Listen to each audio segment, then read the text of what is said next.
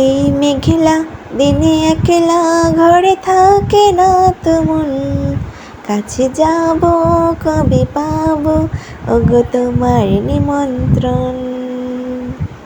বৃষ্টি মানে হচ্ছে একটা রোমান্টিক মুহূর্ত, বিয়ে যাদের হয়েছে তাদের জন্য, আর সিঙ্গেলদের জন্য একটা অন্যরকম অনুভূতি।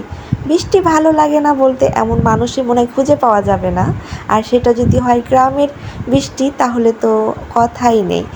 যতই আপনি শহরে থাকেন কিন্তু গ্রামের যে বৃষ্টিতে গাছপালা, চারিপাশের হাওয়া, যে সুন্দর একটা পরিবেশ তৈরি হয় সেটা কিন্তু শহরে হয় না। এই তো এটা আমাদের হচ্ছে পুকুর, আমাদের শখের পুকুর বলতে পারেন। প্রথম বৃষ্টির পানি পড়ছে, লাস্ট কবে যে বৃষ্টির পানিতে ভিজেছি তা মনেই পড়ে না। ভাবলাম আজকে একটু ভিজি, কিন্তু ভাবতে ভাবতে বৃষ্টিই চলে গেল।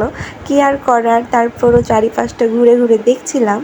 আর এই যে বৃষ্টির পানির কারণে কিন্তু চারিপাশ পিছল হয়ে গেছে, কিন্তু অন্যরকম একটা ভালো লাগছে, পরিবেশটা বেশ সুন্দর দেখাচ্ছে। চারিপাশটা কেমন মনে হচ্ছে প্রকৃতি মানে বৃষ্টিকে একবার নিজের করে নিয়েছে এরকম। এখানে হাঁসগুলো ছিল, আমি সবগুলো ঘুরে ঘুরে দেখছিলাম, নিজেকে একটা অন্যরকম ভালো লাগা কাজ করছিল। এদিকে আবার মা রান্না করে রেখেছে, আর রান্নাগুলো কিন্তু মনের মতন হয়েছে। যেমন এখানে ডিম ভাজি করে রেখেছিল, মাছের ডিম, ডাউল, সাথে এমনি ডিমের ভাজি, আর লেবু ছিল, আম ছিল, ঝরে পড়া আম, খেতে তো বেশ ভালোই লাগে। আমি এখানে ডাউল আর সব তরকারিগুলোই নিয়ে নিব, কারণ এগুলো আমার সবই পছন্দের খাবার।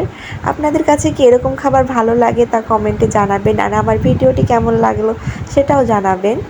তো এই তো ভাতটা বেড়ে নিলাম, এখন আমি খেয়ে নেব। কিন্তু বৃষ্টির দিন যতই যা কিছু খায় না কেন তাও মন ভরবে না, এজন্য বিকালবেলা মা এখানে আন্দাসা বানিয়ে নিচ্ছিল। এটা যদিও তেল পিঠা বলে, কিন্তু আমাদের দিকে আন্দাসা বলে পিঠার নাম।